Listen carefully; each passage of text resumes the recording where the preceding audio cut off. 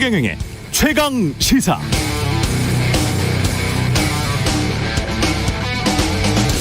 네, 어제 조선일보 기사 제목 중 하나는 이렇습니다. 300명 작업장에 30명뿐 배 만들 사람이 없어서 일감 1,400억 원 포기.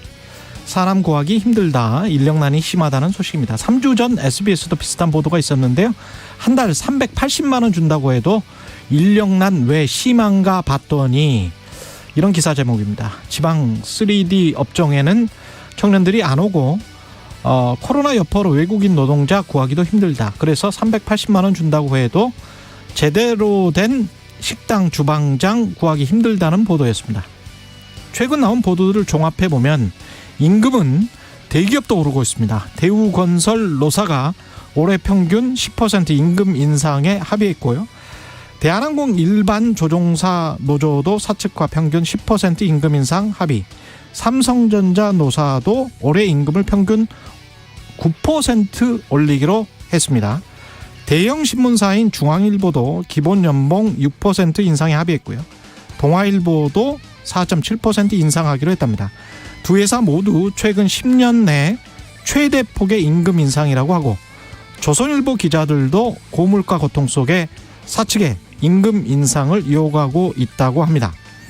이런 상황인데도 추경호 부총리는 물가 분위기에 편승한 임금 인상은 악순환을 초래할 것이라면서 물가 안정을 위한 가계의 협조와 동참을 부탁한다고 강조했었죠. 그러나 보수 신문사 기자, 직원들조차도 고물가로 인한 임금 인상을 요구하는 현재 상황을 물가 분위기에 편승한 임금 인상으로 규정하는 게 온당한 지적일까요? 대통령은 치솟는 물가에 근본적 대책이 없다고 하고, 경제부총리는 80년대에나 많이 듣던 물가 분위기에 편승한 임금 인상 같은 단어를 사용합니다. 정부는 자유주의 시장 경제를 수호한다고 하지 않았습니까? 이건 상투적인 데다가 모순이지 않습니까? 그럼 정말 대책이 없어 보입니다.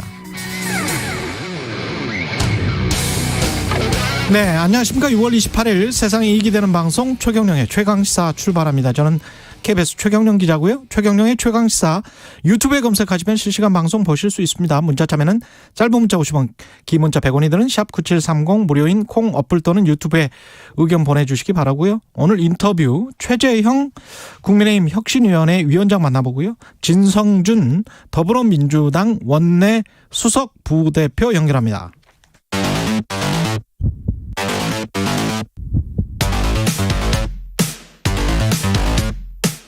오늘 아침 가장 뜨거운 뉴스 언박싱.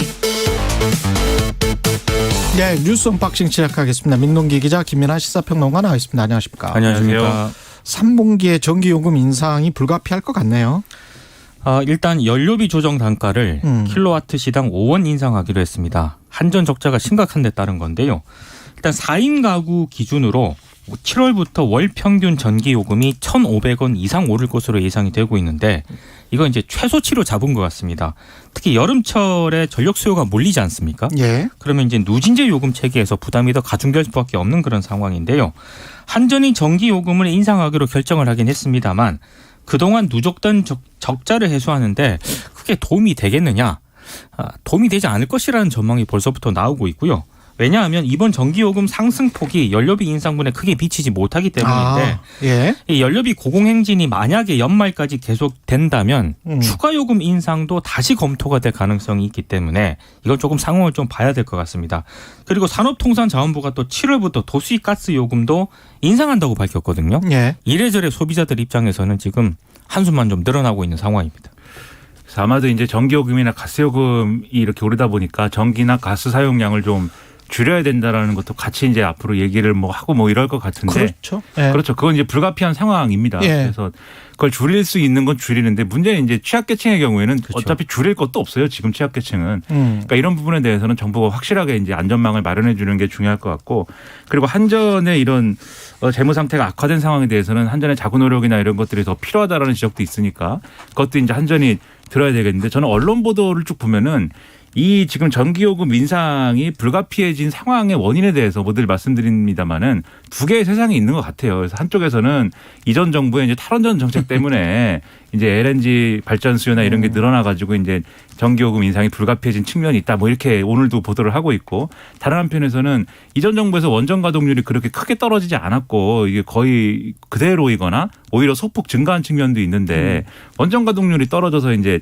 이 전기요금 인상이 불가피해졌다라는 거는 이제 사실 왜곡이다라는 지적을 같이 하고 있거든요. 예. 그러니까 뭐 어느 장단에 맞춰야 되는 건 가지고 의문이긴 한데, 그런데 이제 그런 논란보다는 지금 말씀드린 대로 지금 현재 이제 일어나는 상황들을 어떻게 극복하느냐, 이게 핵심이기 때문에 그런 점에 더 방점을 두고 지적을 해줬으면 좋겠습니다.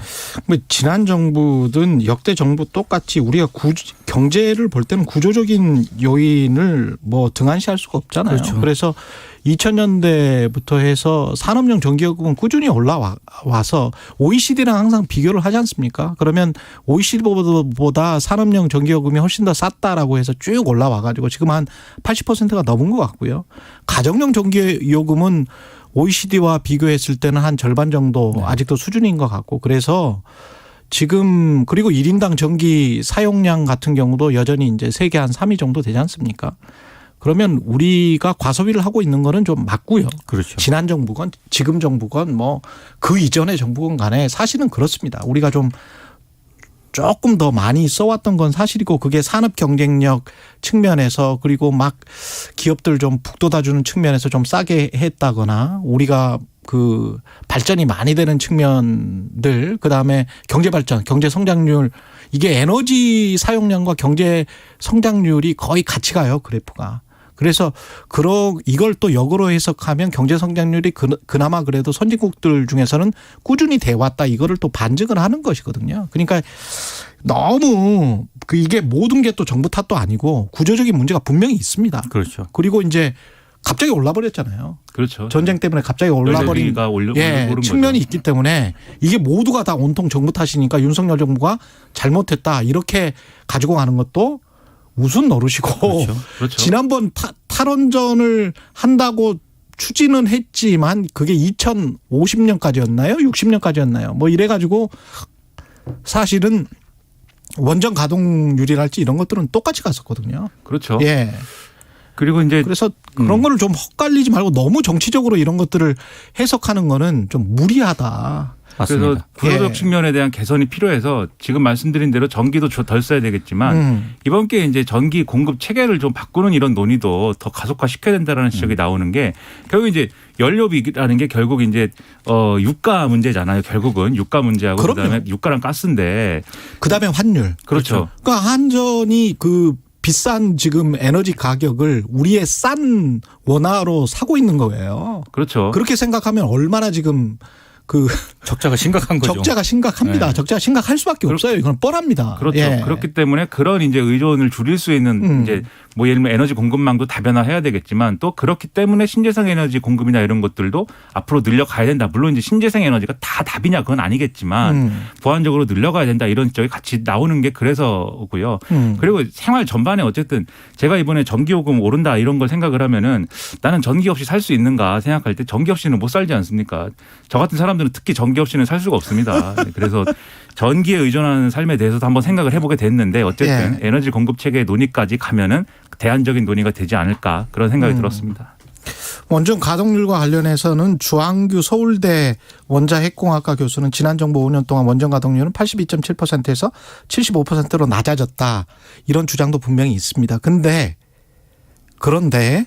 이제 환경단체들이나 이쪽에서 달리 원전 가동률이 이렇게 낮아졌기 때문에 전기요금이 비싸질 수밖에 없다, 이렇게 주장하는 거에는 한국이나 프랑스나 미국의 원전이 보통 수명이 지금 30년 40년 다 된 거기 때문에 가동을 할래야 할 수 없는 어떤 고장이랄지 그렇죠. 수리 기간이랄지 이런 것들이 분명히 있는 거거든요. 그래서 이거는 한쪽에 어떤 원자핵 공학과 관련된 어떤 이쪽, 물론 뭐 객관적으로 말씀을 하시겠습니다만은 이쪽의 주장만은 들을 수가 없다. 그 반대쪽에 또 숫자가 또 있어요. 반대쪽에 숫자가 또 그렇습니다. 있어요. 85% 내외로 이제 아래쪽으로 유지가 됐다는. 그리고 이거를 고장이 나거나 메인터넌스 유지를 해야 되는데, 관리를 해야 되는데 그걸 무조건 가동을 뭐 100%까지 시켜야 된다, 이거는 말도 안 되는 거거든요. 그렇죠. 예.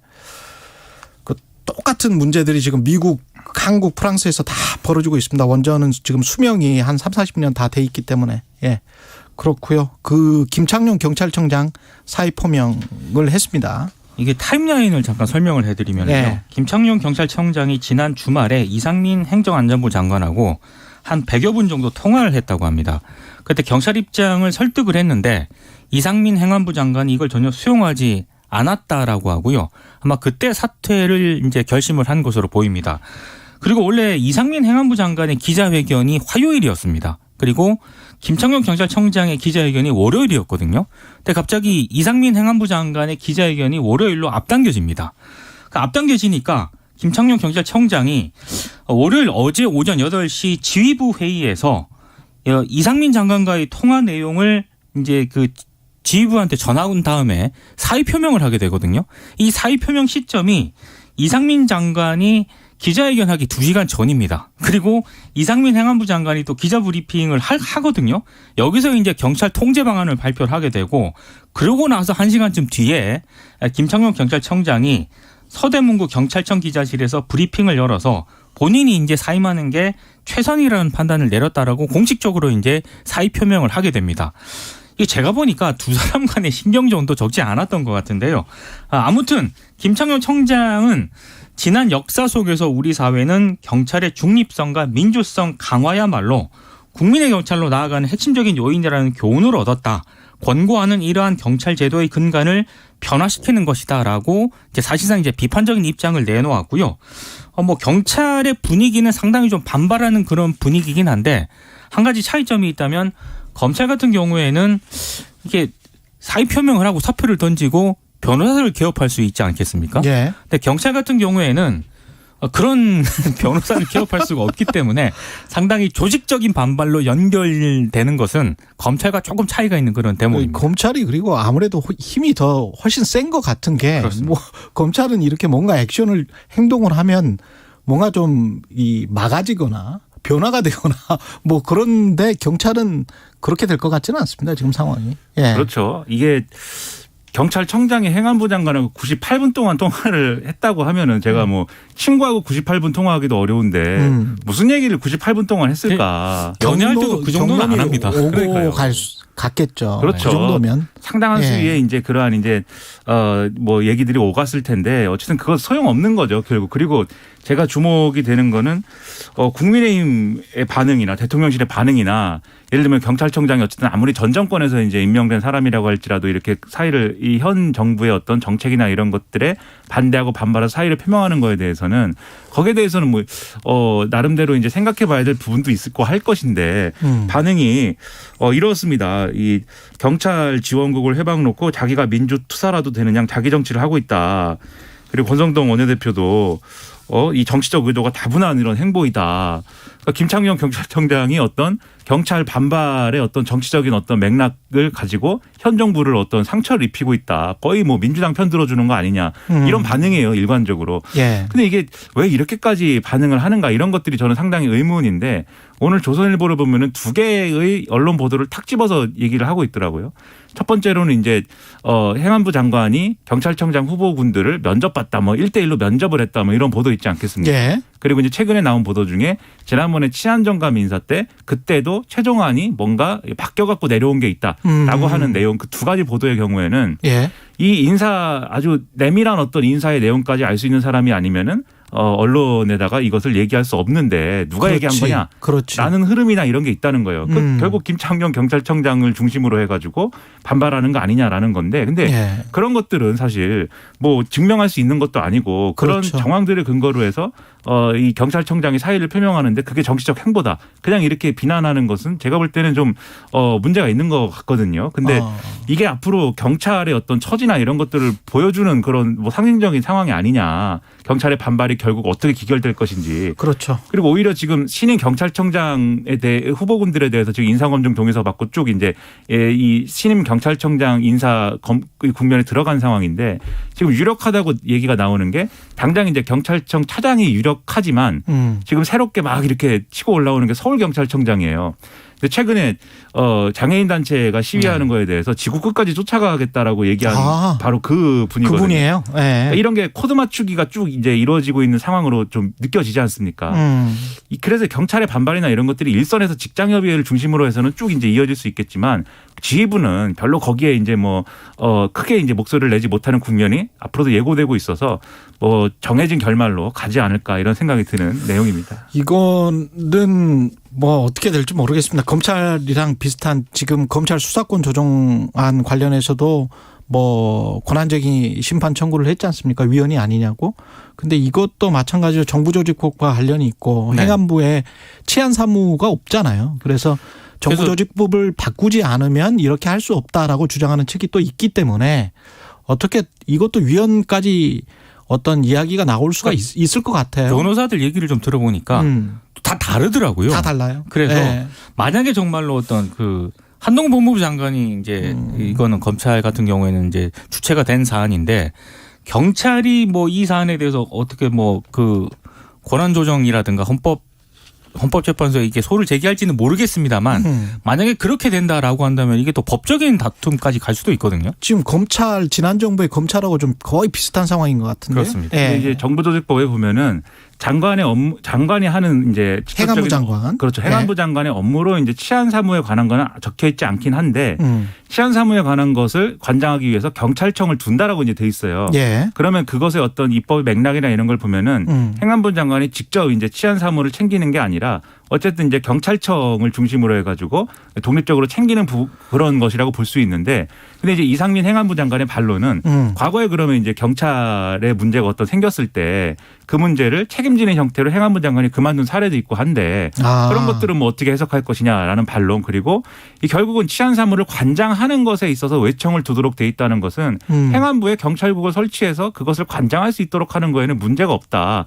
시행령만으로도 할 수 있다. 이게 이제 어제 이 브리핑의 내용이었거든요. 그런데 이 내용에 대해서는 또 반론이나 이런 것들을 또 신문들이 다 나름대로 있죠. 반론하는 네. 측의 얘기를 또 싣고 있습니다. 반론과 재반론. 그렇죠. 그래서 이게 논란이 법적인 해석이기 때문에 그렇죠. 예. 논란이 이어질 수밖에 없는 대목입니다. 예.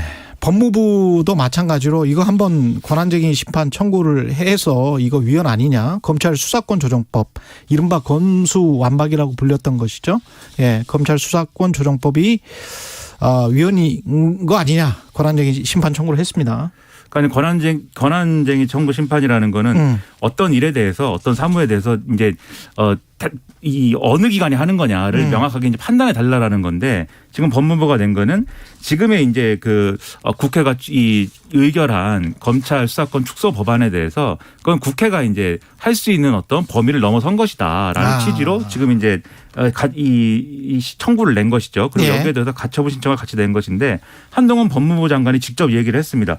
국회 입법 자율권도 헌법과 법률의 한계 내에서 행사돼야 되는데 이 과정도 그렇고 내용도 그렇고 이 법률의 취지까지도 명백히 헌법과 법률의 한계를 넘어선 것이다라고 얘기를 하고 있는데 아마 쟁점은 헌법에 이제 검사의 영장 청구권이 명시가 돼 있지 않습니까? 그렇죠. 이거를 검사의 그렇죠. 예. 검사의 수사와 공소 기능을 전제하는 걸로 법무부는 보는 건데 국회가 이러한 입법을 함으로 인해서 이 권한이 침해당했다.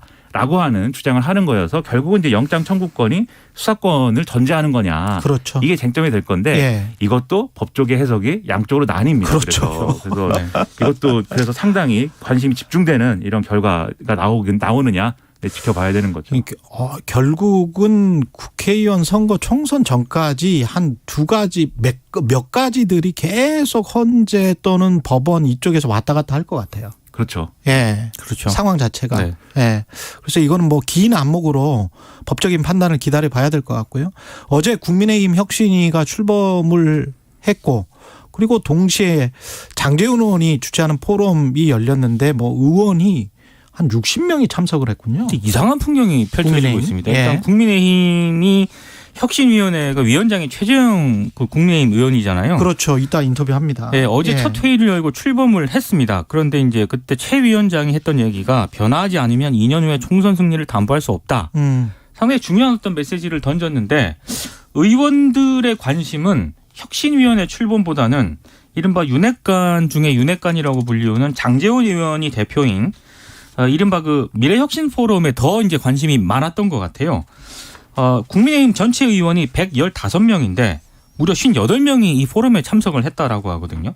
어제 오후에 당 의총 정책 의총이 열렸는데 여기에는 30명이 참석을 했거든요. 그러니까 당 정책 의총보다 여기 포럼 출범식에 현직 의원들이 더 많이 참여하는 기현상이 벌어졌는데 눈도장 찍으러 간 거 아니에요? 그렇습니다. 친윤계 의원들이 대거 참석을 했고 원내 지도부도 이제 많이 참석을 했고요. 특히 안철수 의원도 이른바 그 헤드 테이블에 앉았거든요. 그리고 포럼 측에서 안철수 의원에게 예정에 없던 또 축사를 요청을 하기도 했습니다. 특히 안철수 의원하고 연대설이 거론되는 장제원 의원이 안철수 의원을 김종인 전 위원장과 함께 나란히 또 맨 앞줄에 배치를 했거든요. 상당히 좀 많이 배려를 했다. 그래서 안철수 장제원 연대론이 계속 나오고 있는 그런 상황이고요. 여기에 이준석은 없어요? 이준석 대표는 네. 당시에 지금 같은 시간 바로 옆 행사장에서 조경태 의원 주최 정책 토론에 참석을 했다라고 합니다. 쓸쓸하네. 나오는 얘기가 그렇죠. 친윤계 이준석 대표 고립작전, 고사작전 아니냐. 뭐 이렇게 언론들도 해석을 하고 있습니다. 그러니까 이게 다 이런 모임을 하면은 친윤계가 세력화하는 뭐 과정이다. 다 이렇게 평가를 하는데 거기에 대해서 장제원 의원이 무슨 세력화냐. 내가 세력화를 위해서 뭘 했느냐. 어제 이렇게 이제 반박을 했거든요. 근데 반박을 하는 표정이 웃고 있었습니다. 그래서 장제원 의원이 정말 억울하면은 마스크를 썼던데 그 웃고 있었다 그러면 이게 눈을 봤구나. 눈을 봤구나. 그렇죠. 네. 정말 억울하고 화가 나면은 약간 격하게 반응하는 스타일로 알고 있는데 웃는 걸 봐서는 이러한 비판 충분히 예상하고 있다. 그래서 얘기를 하는 것이다. 이렇게 볼 수가 있겠는데 그림이 얘기하기 딱 좋은 그림이에요. 그래서 장제원 의원이 주도하는 모임이고 안철수 의원이 와가지고 얘기를 축사를 하고 여기에 김종인 전 비대위원장이 두 사람 다 하고 사이가 안 좋은데 장제원 의원하고도 안 좋고 안철수 의원하고도 안 좋은데 굳이 김종인 전 위원장을 불러다가 강연을 하게 했다라는 게 상징과 세력의 결합이다. 그렇죠. 장제원 안철수의 전략적 연대에 더해가지고 외연 확장 가능성까지 지금 보여준 거다. 다 이렇게 해석할 거거든요. 그런 해석이 나올 수밖에 없는 게 이준석 대표가 어제 또 혁신이 구성을 갖고 일부 김정재 의원이 이게 이준석 혁신이다라고 얘기한 거에 대해서 근거를 대라 이렇게 하면서 막 반발하는 상황이 이어지고 있기 때문에 이거는 뭐 7월 7일이 되기 전에 과연 승부가 날 것이냐 상당히 뜨거운 이 경쟁이 펼쳐질 것 같습니다. 장제원 의원은 과장된 관해석이다 이렇게 지금 주장을 하고 있고요. 하지만 웃고 있었습니다. 네. 김건희 여사 허위 경력 의혹 서면 조사를 아직도 안 냈군요. 경찰에. 오늘 어제 KBS가 단독 보도했습니다. 경찰이 지난달 초에 김건희 여사 측에 서면 조사서를 보냈고요. 수십 쪽 분량이고 김건희 여사를 피의자로 적시했습니다. 뭐 대학 채용에 응모한 경위라든가 이력 허위 기재 여부 등을 5개 대학별로 나눠서 상세히 질의를 했는데 물론 이제 회신 기한을 명시하진 않았습니다만 KBS가 취재를 해보니까 아직 답변을 안 보냈다라고 합니다. 근데 반면에 다른 사건 참고인 신분으로 받은 서면 조사서 있지 않습니까? 이를테면 뭐 7시간 통화 녹취록과 관련해서 뭐 김건희 여사가 고발한 사건에 대해서는 회신을 했다고 해요. 근데 이제 지금 뭐 허위 경력이라든가 이력에 대해서는 아직 회신을 안 했다라고 하는데 일단 김건희 여사 쪽 해명은 이렇습니다. 답변서 작성이 거의 완료가 됐다. 조만간 제출할 예정이다 이렇게 밝혔는데 다른 사람들도 이렇게 답변서를 한 달 넘게 제출을 하지 않을 경우에 이게 가능한 것인가 약간 이런 의문은 좀 남습니다. 그 답변서는 제출을 해서 뭔가 수사에는 어쨌든 최대한 협력을 하고 있다라는 어떤 그런 메시지를 주는 게 중요할 것 같고요. 지금 나토 정상회의 참석차 이제 출국을 한 비행기 안에서도 윤석열 대통령하고 기자들하고 이제 만남이 있었거든요. 김건희 여사 거기도 대동을 했습니다. 기자들하고 일종의 상견례 비슷하게 자리가 돼버렸는데 그러니까 이게 잘못하면 국민들의 입장에서는 분명히 허위 이력 문제나 이런 것들 때문에 김건희 여사가 앞으로는 이제 그런 윤석열 대통령을 좀 이렇게 도와주는 역할만 하겠다 이렇게 얘기를 했는데 기자회견을 그때 했었죠. 그렇죠. 대선 전에. 그렇죠. 근데 이 검찰 조사에는 잘 응하지 않고 그런데 공개 활동이라든가 윤석열 대통령의 어떤 그 해외 순방에 따라가는 자리에서도 기자들하고 만난다거나 뭐 이런 것들이 이 약속을 안 지키는 거 아니냐 이렇게 될 수가 있거든요. 그래서 그런 비판을 불식시키기 위해서라도 이 조사에는 충분히 응한다라는 것을 보여줘야 됩니다. 한 가지 변수가 있습니다. 다음 달 수사 책임자가 경찰 인사가 예정이 됐거든요. 그렇군요. 수사 책임자가 다음 달에 바뀔 가능성도 있다. 이게 하나 변수가 될 수도 있을 것 같습니다. 인사가 쭉 일어나겠죠. 이제. 그렇습니다. 지난번에 제가 오프닝에서도 지적했습니다만 논문 표절과 관련해서도 대학들이 빨리 판단을 내려줘야 돼요. 그렇게 오래 걸리는 게 아닙니다. 그렇습니다. 뉴스 언박싱 민동기 기자 김민하 평론가였습니다. 고맙습니다. 고맙습니다. KBS 1라디오 최경련의 최강시사 듣고 계신 지금 시각 7시 45분입니다. 연일 서울과 대전, 광주, 포항 등 많은 지역에 열대야가 찾아왔습니다. 서울의 경우 사상 첫 6월에 열대야가 나타난 건데요. 오늘 한낮엔 비가 오는 서울이 25도 안팎으로 내려갈 수 있겠고요. 강릉은 29도, 대전, 광주 30도, 대구는 31도까지 오르겠습니다. 오늘도 중부지방을 중심으로 장맛비가 이어집니다. 내일까지 중부와 전북, 경북에 50에서 120mm, 일부 수도권과 강원도는 200mm 이상 많은 비가 집중되겠습니다. 특히 오늘 밤부터 모레 사이 매우 강한 비구름이 발달해 주의가 필요하고요. 중부지방의 비는 내렸다 그치기를 반복하며 금요일까지 이어지겠습니다. 비와 함께 바람도 강합니다. 서울 등 수도권과 서해안, 동해안을 중심으로 강풍주의보가 내려져 있어서 각종 시설물 관리 잘 해주셔야겠습니다. 지금 서울의 기온 27.2도입니다. 날씨 정보 박다효입니다. 이어서 이 시각 교통정보입니다. KBS 교통정보센터의 김한나 씨입니다. 네, 곳곳으로 바람이 많이 불고 있습니다. 운전대 두 손으로 꼭 잡으시고 안전운전 하셔야겠고요. 비 소식이 있는 만큼 미리 차량 점검해 주시는 것도 좋겠습니다. 지금 경부고속도로 부산 방면 안성분기점 부근 5차로에서 고장난 승용차를 처리하고 있습니다. 이 여파를 받아서 안성분기점 부근에서 정체되고 있고요. 이전에는 함남에서 서초, 또 신갈분기점에서 수원 나들목까지 어렵습니다. 반대 서울 방면으로는 달래내에서 반포나들목까지 9km 사이에 차가 몰려 있고요. 서해안 고속도로 서울 쪽으로는 광명역에서 금천나들목까지, 반대 목포 쪽으로는 매송휴게소에서 팔탄분기점까지 5km 정체고, 이후로 당진 부근 갓길에서도 고장난 소형 화물차가 서 있어서 주의 운전하셔야겠습니다. 목적지까지 안전운전하시기 바랍니다. KBS 교통정보센터였습니다.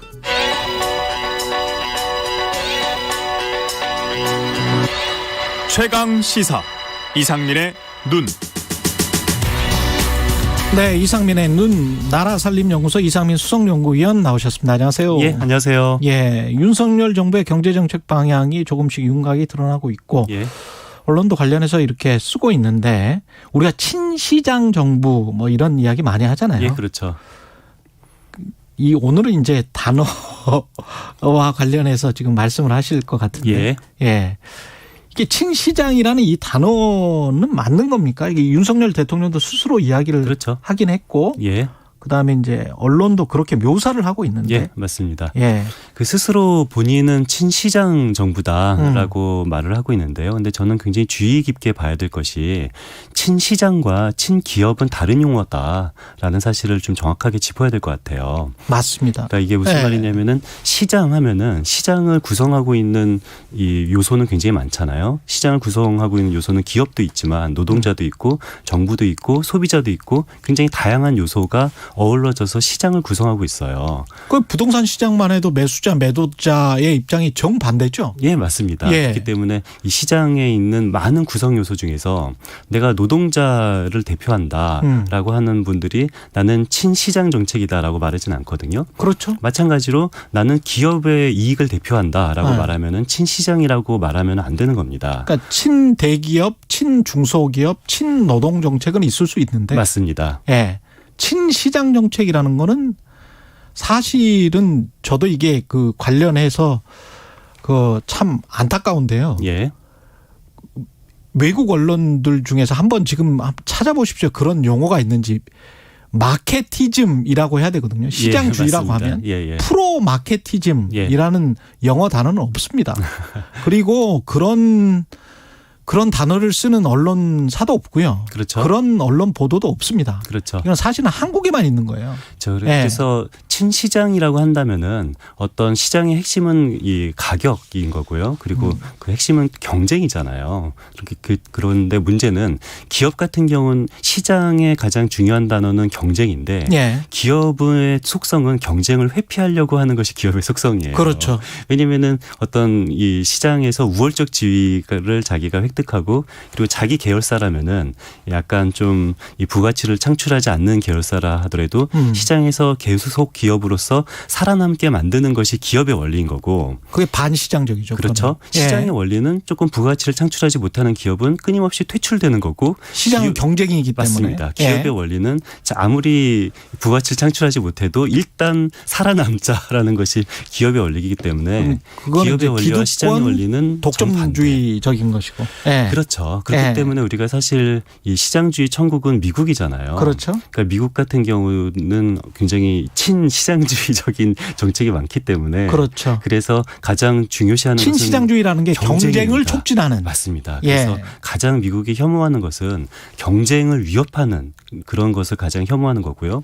경쟁을 위협하는 주체의 핵심은 기업입니다. 그렇죠. 왜냐하면 기업은 경쟁을 하고 싶어 하지 않아요. 그 스스로 시장에서 자기가 독점적 위치를 만들고 싶어 하는 것이 이게 기업의 본질이기 때문에 미국 같은 경우는 어떤 시장의 경쟁을 어기려고 하는 기업을 규제하는 것이 미국의 경쟁법의 핵심인데요. 그래서 반독점법은 있지만 반시장법이라는 것은 없어요. 그렇죠. 그래서 우리가 규제라는 것은 어떤 규제를 하지 않으면은 굉장히 친시장적이다라고 그렇죠. 오해를 할 수가 있는데 사실 이 시장을 원한다면은 어떤 시장의 경쟁을 원한다면은 시장의 경쟁을 회피하려고 하는 기업을 규제하는 것이 그것이 바로 친시장적이다라고 이론적으로 생각하는 거고 실제로 미국은 그런 식으로 정책을 하고 있죠. 그렇죠. 근데 그렇게 규정을 하고 있고. 맞습니다. 그런데 문제는 지금 현재 윤석열 정부 같은 경우는 이 규제를 없애야 된다라고 하면서 본인은 친시장 정부다라는 식으로 말을 하면서 어떤 AI나 아니면은 반도체 같은데 뭐 5년간 1조인가요? 5조인가요? 굉장히 많은 금액을 투자한다라고 말을 해요.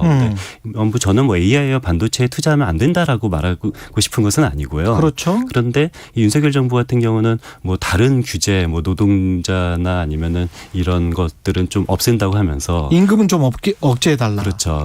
공기업 같은 경우는 굉장히 이 억제를 한다고 하면서 그러면서 기업에다가는 굉장히 많은 이 투자를 하려고 한다. 정부의 제한된 자원을 몰아주려고 한다라는 것은 이것은 사실 정확히 말하면은 친시장이라고 표현하는 것이 아니라 친기업이다라고 정확하게 우리는 인지를 해야 될 것 같습니다. 그렇죠. 친기업, 친특정 기업 뭐 이렇게 될 것 같습니다.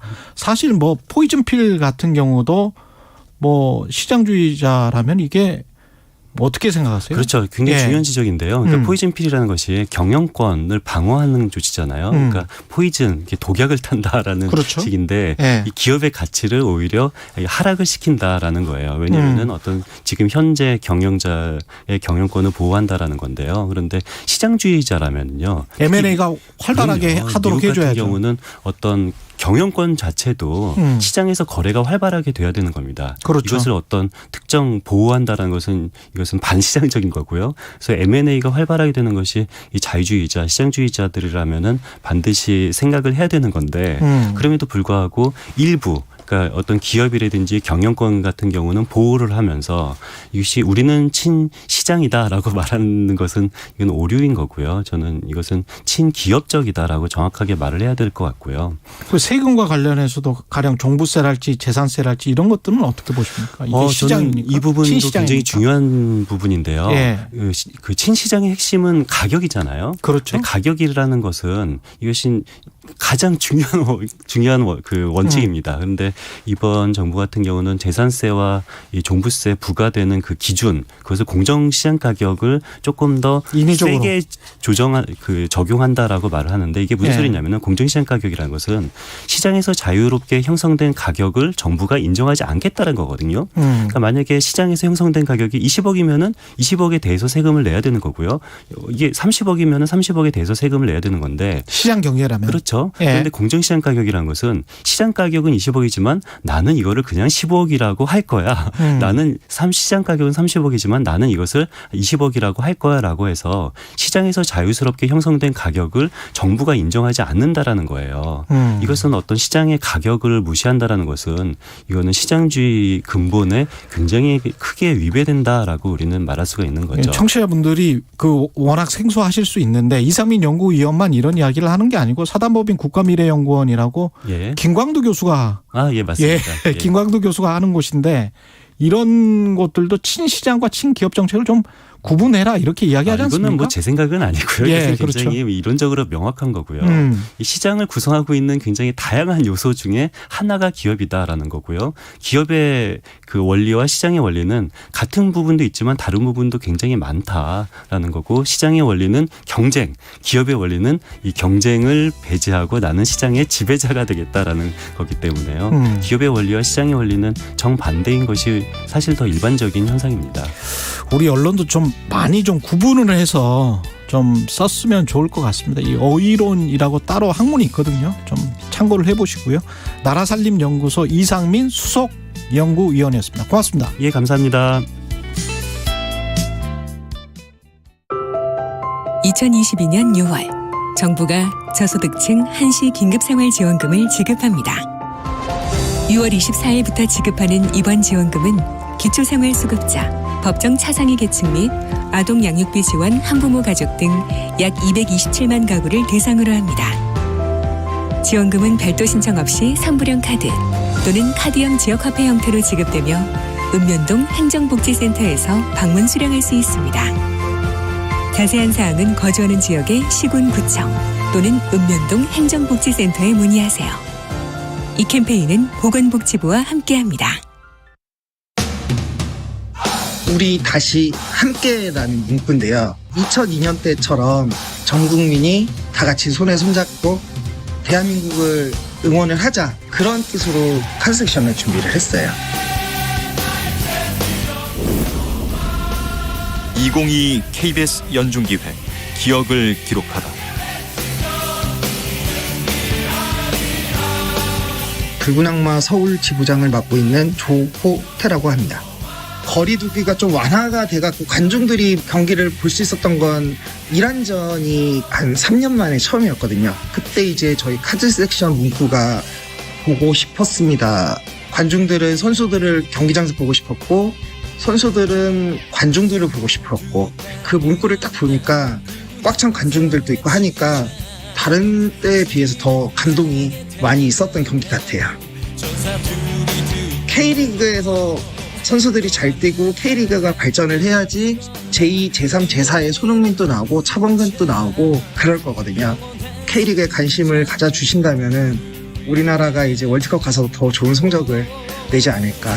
또 국민 여러분들께서는 어저께 축구 이겼지 뭐 이제 그러면서 더 힘든 일을 잠시 잊어버리시지 않을까. 붉은 악마 원년 멤버 조호태 서울 지부장은 기억합니다. 붉은 악마는 대한민국을 송두리째 바꿔놓았습니다.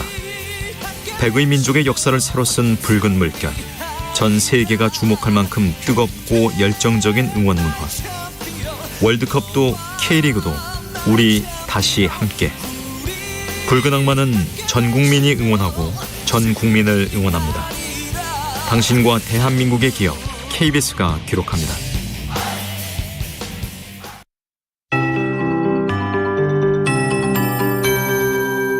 KBS 58분 날씨. 지난밤 이례적인 6월의 열대야 속에 바람까지 강하게 불었습니다. 서울 등 수도권과 서해안, 동해안을 중심으로 강풍주의보가 내려져 있는데요. 모레까지 순간풍속 초속 20m의 바람에 주의하시기 바랍니다. 밤사이 서울의 기온이 25도, 포항 26도, 대전, 전주는 27도를 웃돌았습니다. 당분간 열대야가 더 많은 지역으로 확대할 수 있어서 건강관리 잘 해주셔야겠습니다. 오늘 한낮엔 비가 오는 서울이 25도 안팎으로 내려갈 수 있겠고, 강릉 29도, 대전, 광주 30도, 대구는 31도 안팎까지 오르겠습니다. 오늘도 중부지방을 중심으로 장맛비가 이어집니다. 특히 오늘 밤부터 모레 사이 매우 강한 비구름이 발달해 미리 대비해 주시는 게 좋겠는데요.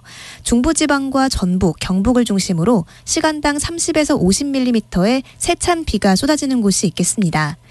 이들 지역엔 내일까지 50에서 120mm, 일부 수도권과 강원도는 200mm 이상 많은 비가 집중되겠고요. 강원 북부 동해안과 전남, 제주 산지에 20에서 70, 그 밖에 남부와 제주도, 울릉도, 독도엔 최대 20mm가 오겠습니다. 중부지방의 비는 내렸다 그치기를 반복하며 금요일까지 이어지겠습니다. 지금 서울의 기온 27.2도, 오늘 서울에 내린 비의 양은 1.2mm입니다. 박다효입니다.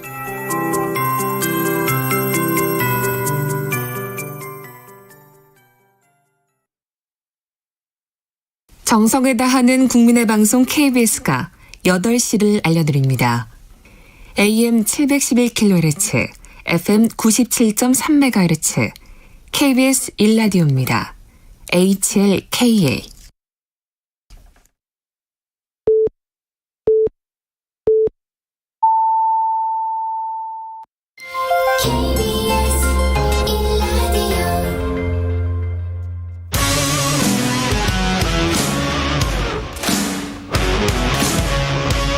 오늘 하루 이슈의 중심 최경영의 최강 시사. 네, 국민의힘 혁신위원회가 어제 첫 회의를 열었고요. 총 15명의 혁신위원단이 처음으로 한자리에 모였습니다. 어떤 이야기가 나왔을지 직접 들어보겠습니다. 국민의힘 최재형 혁신위원회 위원장 나오셨습니다. 안녕하세요. 네, 안녕하십니까. 예. 그 혁신위원회 어제 이제 처음 회의를 열었는데 어떤 이야기들이 나왔고 소감도 좀 말씀을 해 주십시오. 네. 첫 회의를 열었는데. 우리 당이 이제 국민들의 지지를 얻어서 2년 후에 총선에 승리하고 또 그래서 우리 윤석열 정부의 성공적인 국정 운영을 우리가 뒷받침해야 된다. 그리고 또 우리 보수의 가치를 지키는 그러한 지속 가능한 정당이 되는 그러한 길이 바로 혁신에 있다라고 생각해서 이제 혁신위원회가 출범이 됐습니다. 예. 혁신위원회의 출범 단계에 이제 출범의 배경이나 또 인적 구성에 관해서 오해들이 많았는데 설왕설래가 있었죠. 예, 오해들이 많았는데 그런 일단 뭐 조직 구성에 관해서는 우리 위원들이 면면을 보면은 이게 뭐 누구의 사조직이다라는 것에 대해서 이제는 뭐 더 이상 그런 말씀들 안 하시는 것 같고요. 그다음에 이제 결국은 이제 어떤 혁신의 결과물을 내느냐 하는 건 저희들이 보여드려야 할 내용인 것 같습니다. 어제 처음 만나서 저희들이 일단 뭐 상견례하고 이제 서로 모르는 분들이 많으셨으니까 네, 상견례하고 각자의 혁신에 관한 소신 예. 뭐 이런 것들을 좀 나눴습니다. 시간이 있으면은 구체적인 아젠다까지 좀 나누려고 했는데 시간 관계상 향후 이제 우리 혁신위원회 운영에 관한 대강의 어떤 프로세스에 관해서 예. 얘기를 하고 전체적인 이야기 또 개인적인 어떤 개혁 아젠다에 관한 거는 이제 워크숍 통해서 이번 주말에 모여서 하기로 했죠. 지금은 뭐 누구의 사조직이냐 아니냐 이런 논란은 없는 것 같다 이런 말씀을 하셨는데 김정재 국민의힘 의원이 어제 SBS 주영진의 뉴스 브리핑에 나와서 이준석 대표가 혁신위원 5명을 지명했다.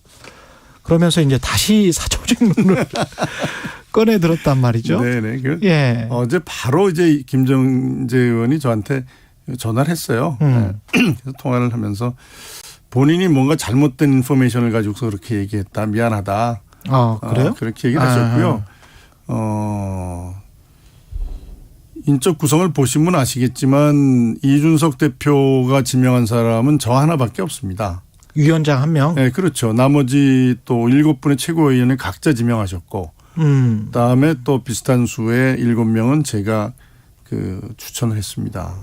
위원장님이 추천을 하셨군요. 네. 뭐 다시 한번 말씀드리지만 인선 과정에서 이준석 대표가 저에게 어떠한 이야기도 한 바 없고 예. 7명의 제가 추천한 인원은 전적으로 제 책임하에 제가 추천을 했습니다. 그 혁신위원들이 생각하는 혁신은 뭘까요? 그리고 처음에 이 혁신위원회가 띄어질 때가 지방선거에 승리하고 난 바로 직후란 말이죠. 그래서 좀 외부에서 보는 시선은 의아하기는 했어요. 선거에서 승리했는데 무슨 또 혁신을 하냐. 혁신위원회까지 만들어서 그 혁신의 핵심이 뭡니까?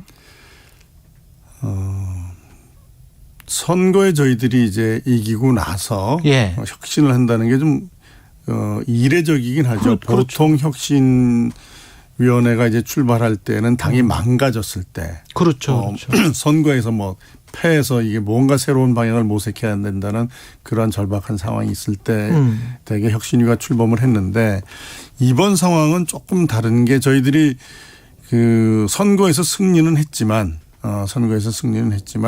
선거의 승리가 우리 당에 대한 국민들이 어떤 긍정적인 판단, 당에 대한 어떤 긍정적인 판단이라기보다는 정권 교체에 대한 열망과 또 지방선거 같은 경우에는 일단 국민들이 선택한 윤석열 정부에 대한 기대 이런 것들이 모아져서 선거에 승리했다고 저는 봅니다. 그렇기 때문에 당이 국민에게 뭔가 좋은 모습을 보여줬다기보다는 어떤 이러한 방금 말씀드린 정권 교체나 새 정부에 대한 기대의 반사적인 측면이 많고요. 더군다나 지금 180석이라는 거대 야당과 함께 국정을 운영해야 되는 상황입니다. 그렇다면은 이제는 국민들이 국민의힘 너희 당의 모습을 우리가 어떤지 한번 보겠다라는 국민의 당에 대한 정면 평가가 기다리고 있는 시점입니다.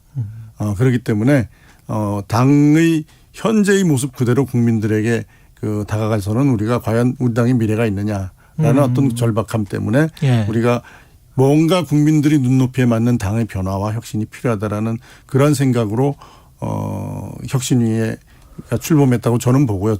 그런 뜻에 저도 동감을 해서 혁신위원장을 맡기로 했던 겁니다. 구체적으로는 혁신의 방향이 공천 혁신이 될까요? 국민들이 봤을 때 구체적인 가장 뭐 이렇게 딱 내놓을 수 있는 것들은 뭐가 있을까요?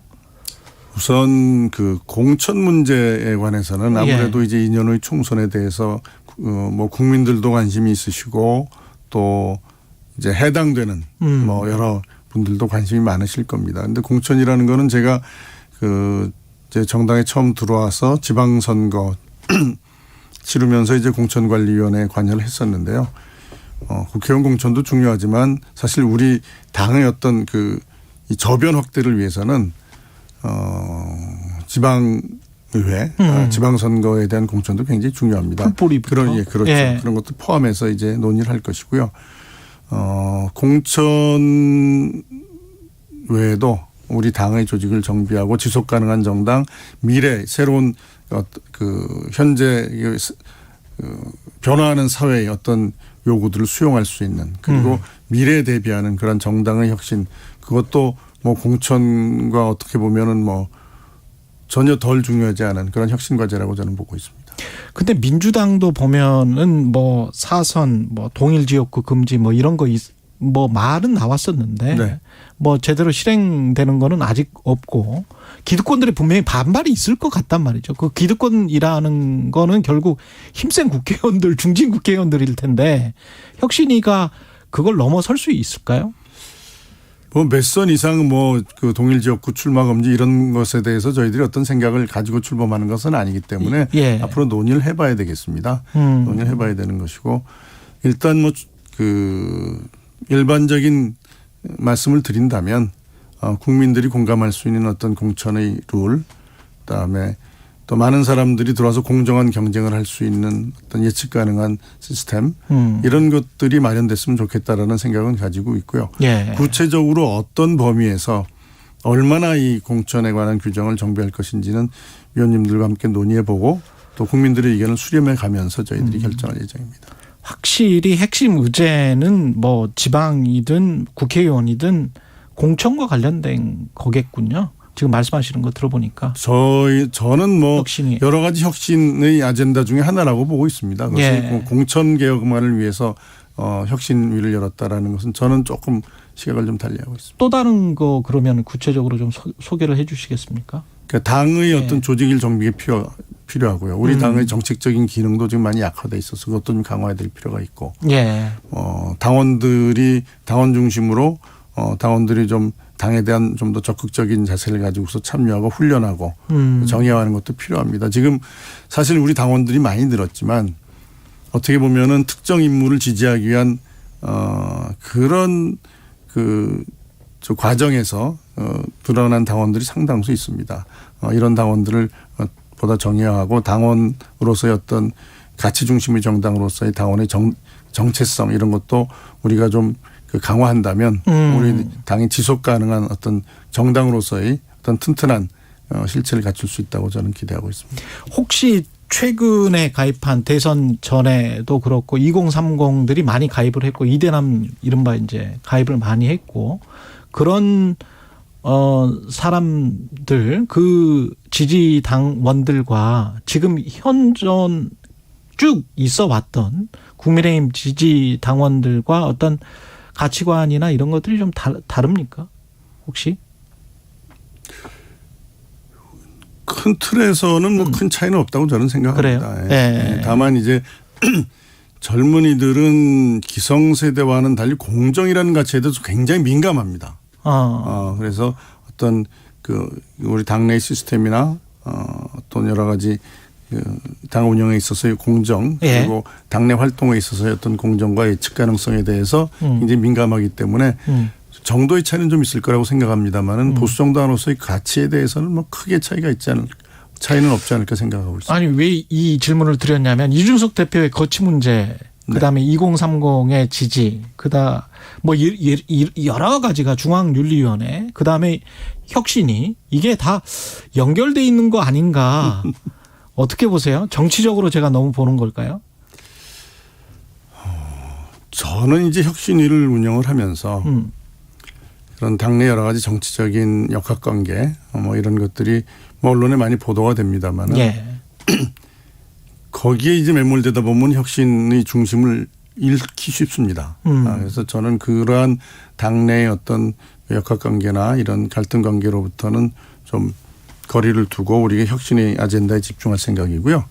오히려 그런 당내 여러 가지 어려운 상황이 전개될수록 혁신위가 국민들에게 그래도 우리 당이 어떤 밥그릇 싸움하는 그러한 정당으로 비춰지는 게 아니라 뭔가 국민들이 눈높이에 맞춰서 새롭게 변화하려고 노력하는 정당이다라는 모습을 보여드리는 게 저는 굉장히 중요하다고 생각합니다. 근데 이제 언론의 관심이 그쪽으로 갈 수밖에 없단 말이죠. 당대표는 윤리를 앞두고 있고 그다음에 이른바 친윤계라고 하는 대한민국 미래혁신 포럼 여기에 60여 명의 의원들이 집결을 하고 김종인 뭐 안철수까지 왔다.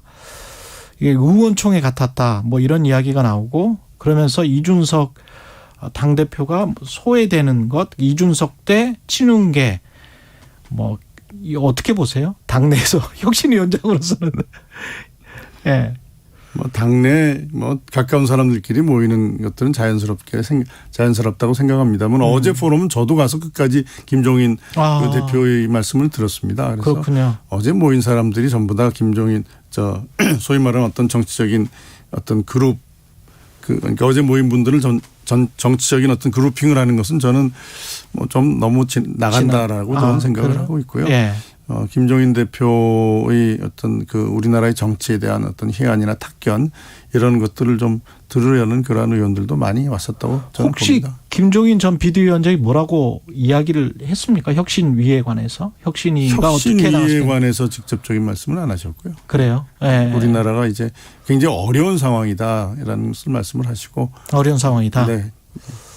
어제 포럼에서는 말씀 안 하셨어도 혹시 따로 조언 같은 거를 들으신 거는?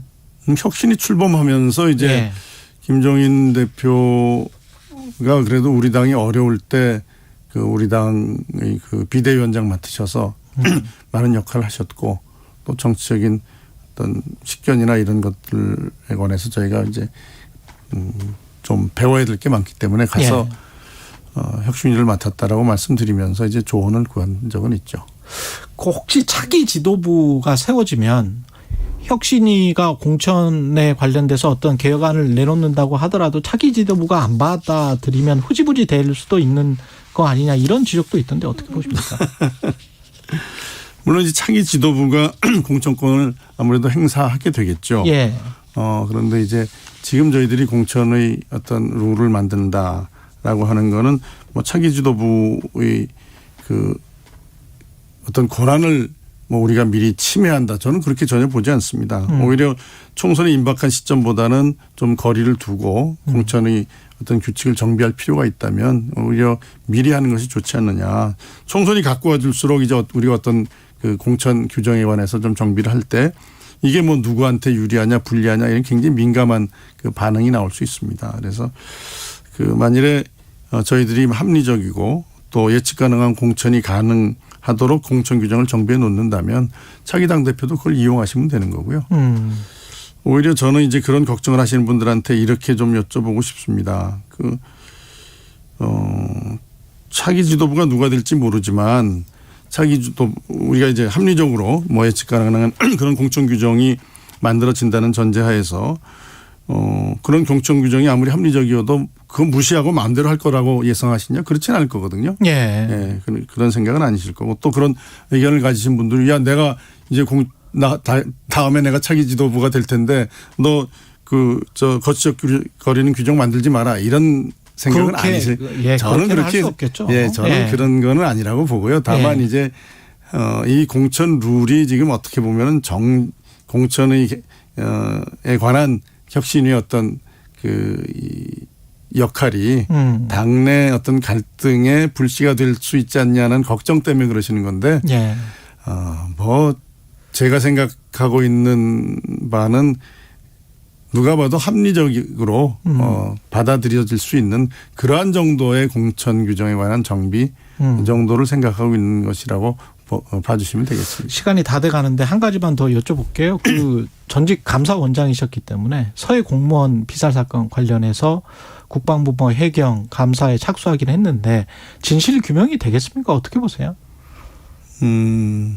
지금 이제 많은 그 자료들이 대통령 기록물로 그래서 공개하기 어렵다라는 게 있지만 또 그 청와대와 관계없이 또 실제 그 업무를 했던 그런 해경이나 해군 관련된지 모르겠습니다만 하여튼 그 부서의 자료들이 있을 겁니다. 그런데 정말 중요한 거는 우리 국민이 그 경위가 어떻게 됐던 북한의 어떤 그 북한군의 영향 아래 이제 그 생명이 달려 있는 상황이 됐는데 그 이후에 그걸 알고서도 어떤 총격에서 피살될 때까지 아무런 조치를 취하지 않았다는 것은 그거는 도저히 이해할 수 없는 부분이고요. 그다음에 더군다나 국민의 생명과 안전을 보호한다는 것은 국가의 가장 기본적인 의무인데 그 부분에 관해서는 좀 철저한 진상 규명을 통해서 책임자들에 대해서는 엄정한 책임을 물을 필요가 있다라고 저는 생각합니다. 알겠습니다. 여기까지 듣겠습니다. 국민의힘 혁신위원장 맡은 최재형 의원이었습니다. 고맙습니다. 네, 감사합니다. 공정, 공익, 그리고 균형. 한 발짝 더 들어간다. 세상에 이익이 되는 방송. 최경영의 최강시사.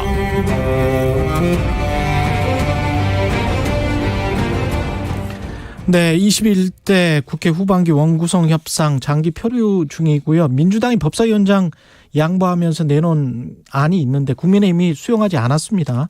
자세한 이야기 더불어민주당 진성준 원내 수석 부대표 연결돼 있습니다. 안녕하세요. 네, 안녕하세요. 예, 일단 법사위원장 이야기부터 나눠야 되는데 법사위원장 양보하면서 사개특위 구성, 그다음에 검경 수사권 조정 관련 심판 청구 이거 취해야 하면 좋겠다. 근데 국민의힘 쪽이 권성동 원내대표가 공식 거부했습니다. 네. 이거는 어떻게 생각하세요? 민주당은? 글쎄요. 국회를 정상화할 생각이 전혀 없는 것임을 드러낸 것이라고 봅니다.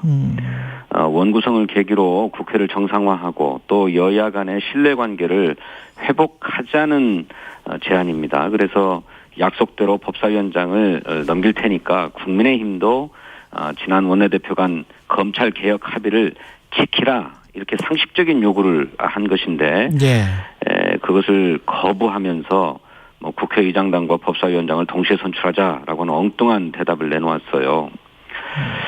그러니까 이게 민주당은 약속을 지켜야 된다고 얘기하면서도 자신들은 약속을 지킬 생각이 없다. 이렇게 얘기하고 있는 거거든요. 그러니 국회를 정상화할 생각도 없고 또 여야의 신뢰 관계도 완전히 무너져 있는 상태인데 이걸 회복할 생각도 없다라고 하는 점을 그대로 드러낸 것이다 이렇게 생각합니다. 그렇군요. 근데 지금 권성동 원내대표가 필리핀에 대통령 취임식 특사 자격으로 오늘 출국을 한다고 하고 7월 1일에 귀국하면 앞으로 그러면 일정이 이게 되나요? 임시국회 7월 임시국회 소집을 할 수 있습니까? 그래서 더욱 난감한 게 아까 저희 민주당의 제안에 대해서 엉뚱한 대답을 한 것도 그렇습니다만 이렇게 국회가 한 달 넘게 공전되고 있는데 이런 사태를 내버려 두고 원내대표가 무슨 외교 사절이 되어가지고 출국을 해버려야 된단 말이죠. 국회를 정상화시킬 생각 자체가 아예 없음을 이것에서도 막바로 드러내는 거라고 생각합니다. 그런데 언제까지 이런 국회의 공백 상태를 방치할 수는 없기 때문에 민주당은 7월 임시국회를 소집하려는 겁니다. 단독으로 소집은 할 수는 있죠. 네, 물론입니다. 예. 그래서 그러면 임시국회를 소집해서 국회의장단 단독 선출하고 뭐 이렇게 수순이 되는 겁니까? 불가피합니까? 이 일정이? 6월 30일까지 그러니까 7월 1일자로 임시국회를 소집할 것을 요구하는 소집 요구서를 제출할 예정인데 예. 국회가 열기 전까지는 어떻게든 협상의 끈을 놓지 않고 원구성 협상을 타결하기 위해서 노력할 것입니다. 예. 하지만 끝내 국민의힘이 외면한다면 국회 정상화 수순을 밟지 않을 수가 없습니다. 예. 원내 제1당으로서 책임을 다하겠다는 생각입니다. 잘 아시는 것처럼 고유가, 고물가, 고환율, 고금리 뭐 이 사고 시대에 민생이 정말 큰 위기와 고통 앞에 있거든요. 긴급하게 대책을 추진해야 하고 또 윤석열 대통령이 출국 전에 지금 당신이 지명해 놓은 교육부 장관 후보자 또 보건복지부 장관 후보자 또 합참의장 후보자에 대한 인사청문 경과보고서를 송부해 줄 것을 다시 요청했거든요. 예. 그러니 이 인사청문회도 반드시 챙겨야 하는 과제가 되었다고 생각합니다. 그래서 민생 위기에 대한 대책 또 인사청문회 이런 민생 현안에 대해서 대응할 생각입니다. 그 만약에 단독 국회로 소집을 해서 그대로 이어져 버리면 인사청문회도 민주당만 할 수 있는 건가요? 인사청문회는 국회가 반드시 해야 될 권한이자 또 의무이기도 합니다. 네. 지금 상임위원회가 구성되지 않은 상황에서는 인사청문을 위한 특별위원회를 구성을 해서 인사청문회를 진행해야 하는데 네. 인사청문 특별위원회 구성 결의안이 본회의를 통과하면 국민의힘도 참여하지 않을 수 없을 것이라고 생각합니다. 그렇군요. 상임위원회 말씀하셨는데 만약에 이렇게 단독 소집을 해서 쭉 이렇게 간다면 법사위원장 지금 양보하기로 했었잖아요. 네. 근데 이거가 혹시 원점으로 돌아가는 겁니까? 어떻게 되는 겁니까? 협상이 다시 돼야 되나요? 저희들이 이미 원구성 협상 즉 상임위원장 배분과 관련해서는 법사위원장을 국민의힘에 넘길 용의가 있다라고 한 점을 분명하게 했기 때문에 예. 그 점은 처리하지 않고 약속을 지키고 또 제안을 지키는 가운데 상임위원장 배분 협상을 해나간다는 방침입니다. 그렇군요. 지금 그 대통령이 임명을 두 장관 말씀하셨었잖아요. 아까 합참의장까지 포함해서. 그냥 29일 이후에는 왜냐하면 인사청문 경과보고서 재송부 정한 기한이 29일이어서 네. 그냥 대통령 임명을 강행할 가능성, 그러니까 국회 전에 네. 이런 가능성도 있습니까? 뭐 법적으로야 그 가능성을 배제할 수는 없습니다. 29일이 지나면 대통령으로서는 언제든 임명할 수 있죠. 예. 하지만 오래전에 이분들이 지명된 이후 이른바 국민 검증이 언론을 중심으로 해서 이루어지지 않았습니까? 예. 그래서 이미 부적격 판정이 난 분들이에요. 교육부 장관 후보자가 만취 운전, 제가 들어보니까 혈중 알코올 농도 0.25%면 눈을 뜨지 못하는 상태가 된다고 합니다. 이런 만취 운전을 한 분, 더욱이 일선의 선생님들은 교장 선생님도 음주운전에 전력이 있으면 탈락한다는 거예요. 그런 분이 교육부 장관이 되고 또 논문도 표절을 여러 건 했다고 하는 의혹이 제기되고 있는데 이런 분이 어떻게 교육부 장관이 될 수 있겠는가. 또 보건복지부 장관 후보자의 경우에는 다른 여러 가지 의혹도 제기되고 있습니다만 정치 자금을 사익을 위해서 쓴 그런 의혹이 제기되고 있지 않습니까? 그래서 네. 선거관리위원회에서도 정치자금법 위반 가능성이 있다고 하고 조사에 착수한다고 하는데 이렇게 결정적 흠결을 가지고 있는 분을 뭐 인사청문회 시한을 넘겼다고 해서 임명을 강행할 수 있을 것인가. 더구나 국회가 이제 정상화되어서 인사청문회를 실시하겠다고 하는 입장을 밝혔는데도 그냥 진행할 수는 없을 것이라고 보고 그렇게 되면 오히려 국민의 지탄을 면치 못할 것이다 이렇게 생각합니다. 지금 크게 질문이 세 가지가 남아 있는데 검찰 수사권 조정법 관련해서 지금 법무부가 권한쟁의 심판을 헌재 청구를 했고 이거 그다음에 뭐 검찰 인사들 계속 나고 있고요. 검찰총장 없는 상황에서 이 상황을 좀 말씀을 해 주시고요. 먼저. 예. 네. 그 국민의 대표기관인 국회를 무시하고 패싱하려는 정부의 의도를 더욱 노골화한 것이라고 생각합니다. 검찰 출신 대통령과 검찰 출신 법무부 장관의 검찰 지상주의가 그대로 나타난 게 아닌가. 국회 정상화 여부가 걸린 최대 정점 중에 하나가 그 이른바 헌재 심판 문제 아닙니까? 그것을 여당이 제기한 심판을 취하라고 요구하고 있는데 설상가상으로 정부가 거기에 심판을 또 청구한다는 거예요. 이런 식으로 국회를 무시하고 패싱하는 것 묵과할 수 없다고 생각하고요. 그런 한편으로 검찰총장 공백 상태가 계속되고 있는데 검찰총장은 임명하려고 하지 않고 그 밑에 검사 인사는 계속하고 있어요.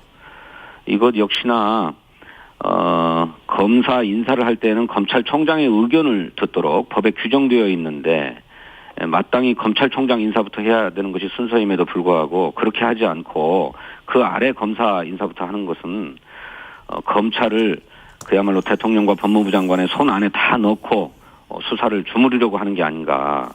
그렇지 않다면 도저히 설명이 되지 않는 부분이다 이렇게 생각합니다.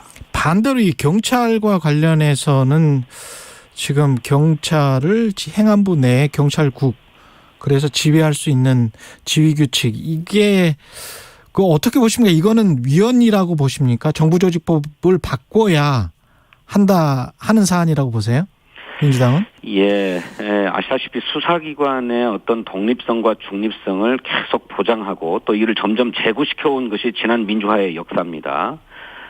그래서 이렇게 행안부 장관 산하에 경찰국을 두고 또 장관이 경찰청장을 직접 지휘할 수 있는 지휘 규칙을 둔다고 하는데 이거 역행이라고 생각합니다만 만에 하나 그렇게 경찰에 대한 직접적 통제가 필요하다고 한다면 그것은 국회에서 법을 개정해서 추진해야 될 일이지 그 시행령이나 무슨 시행 규칙 같은 것들을 개정해가지고 추진할 일은 아니라고 생각합니다. 그건 위헌적이고 위법적인 조치인 거죠.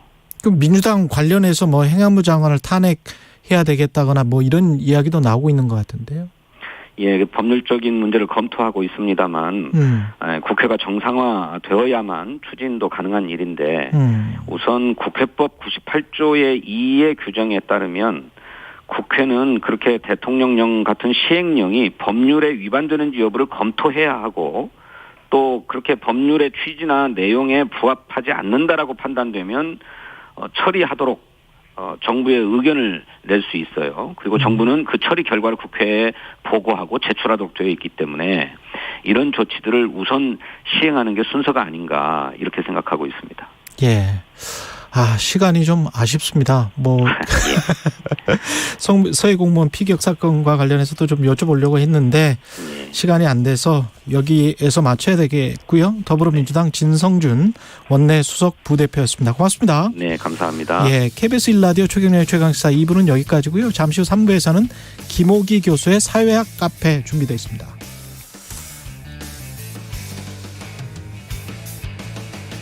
최경영의 최강 시사.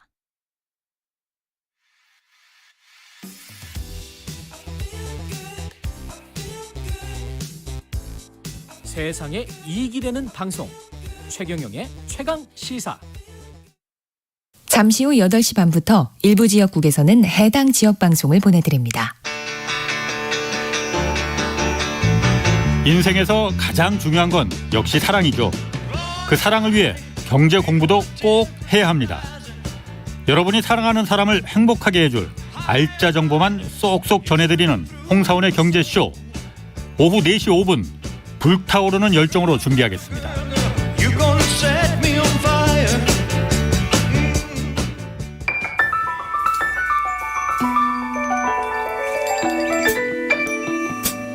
부족해도 괜찮아요. 실수해도 괜찮아요. 길을 잃어도 괜찮아요. 우리에겐 우리가 있잖아요.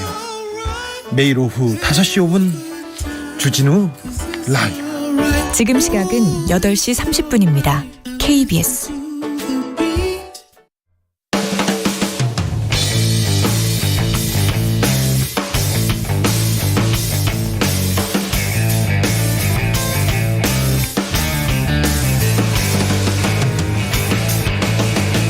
최경영의 최강 시사.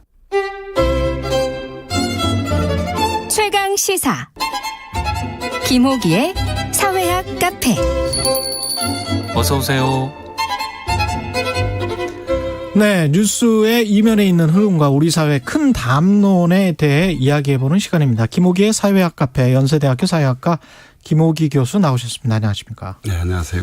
그때 스탠포드 대학 연구년 가셨었잖아요. 그리고 네. 6월 초에 책을 출간하셨더라고요. 네, 사실 그 책을 마무리하러 갔었습니다. 그때 예. 되게 사실은 교수님들이 연구년 가시면 잔디학 공부를 많이 골프를 많이 치시는데 저는 뭐 책 쓰셨군요. 골프를 칠 줄 모르고요. 예. 그래서 이게 보이는 라디오라서 오늘 예. 책을 가져와 봤습니다. 한국에는 출판이 안 됐습니다. 이게. 예, 미국에서 출간이 됐고요. 사우스 코리아스 데모크라시 인 크라이시스 이렇게 돼 있네요. 예, 제목이 이제 위기의 한국 민주주의라고 붙였고요. 예. 부제를 이 비자유주의 포퓰리즘 양극화의 위협 이렇게 붙였습니다. 그렇군요. 이 서울에서 출간 기념 세미나를 한글 번역판은 출간이 안 됐는데 가지고 출간 세미나 가졌는데 언론에 사실 기사가 굉장히 많이 나왔어요. 예. 이제 저희들은 이 한국 민주주의가 대단히 기로에 서 있다고 생각을 했기 때문에 기로. 예. 그래서 이제 이에 대해서 좀 우리나라 국민들에게 좀 알릴 필요가 있다고 생각해서 원래 이제 이 책은 미국 스탠포드 대학 쇼렌스타인 아시아 태평양 연구센터에서 내놓은 것입니다. 그래서 거기 신규 소장과 거기에서 신기욱 소장과 이제 함께 제가 편집한 책인데요. 그래서 이 출간 기념 이 세미나를 6월 14일 날 프레스센터에서 했었고요. 잠깐 그걸 소개해 보자면 모든 이 주제를 다 다루진 않았고요. 그러니까 민주주의, 경제, 사법 이 세 가지 주제를 다뤘습니다. 민주주의, 경제, 사법. 예, 민주주의 일반은 이제 신기욱 교수와 제가 발표를 했었고요. 경제와 민주주의는 이일영 한신대 교수와 정준호 강원대 교수가 발표했었고요. 최근에 이제 우리 사회에서 사법의 정치와 정치의 사법화 이게 되게 중요해졌잖아요. 그래서 이에 대해서는 서울대 로스쿨 허성욱 교수가 발표했는데 전부 이 책의 필자들입니다. 그리고 이제 토론회에는 강원택 서울대 교수, 그다음에 정세은 충남대 교수, 그리고 이철우 이 연세대 로스쿨 교수가 이제 토론자로 참여를 했습니다. 그랬군요. 민주주의, 경제, 사법 아주 핵심적인 분야에 관련된 교수님들이 다 참여를 하셔서 근데 한국 민주주의 위기 이렇게 돼 있으니까 위기의 한국 민주주의 이게 한국 민주주의가 위기인가 이렇게 생각하시는 분들도 있을 것 같아요. 이렇게 보시면 어떨까 싶습니다. 그러니까 위기라는 말을 저는 이렇게 정의하고 싶습니다. 원래 이 말은 이탈리아의 이 정치 사상가이자 사회 사상가인 안토니오 그람시가 했던 말인데요. 과거의 것은 죽어가는데 새로운 것은 나타나지 않는 상태. 이게 이제 위기라고 이제 그람시는 주장한 바 있는데요. 저는 이 개념으로 위기를 이해하고 싶습니다. 그러니까 이제 분명한 건 두 가지인 것 같습니다. 하나는 우리나라 민주화는 비서구 사회에서 세계적인 모범 사례였습니다. 1987년 6월 민주화 운동 이후에 이 비서구 사회에서 어떤 민주화의 진행 과정에서 정말 선도적이고 모범적인 사례였죠. 그러나 이러한 과거의 영광과는 달리 현재 우리 민주주의가 문제 해결에 정말 제대로 역량을 발휘하고 있는가. 민주주의는 정치에서 가장 중요한 문제잖아요. 그래서 우리 정치가 문제 해결에 제대로 역량을 발휘하고 있지 못하다는 것이 이제 저희들의 판단입니다. 그래서 이제 위기라는 개념을 좀 중립적 시각에서 썼습니다. 그러니까 말씀하십시오. 경제와 문화 영역에서는 저는 우리나라가 선진국 반열에 이미 들어섰다고 생각을 합니다. 경제와 문화 영역. 그러나 정치는 여전히 선진국에 진입하기 어려운 것 같습니다. 진입해 있다고 보기 어려운 것 같습니다.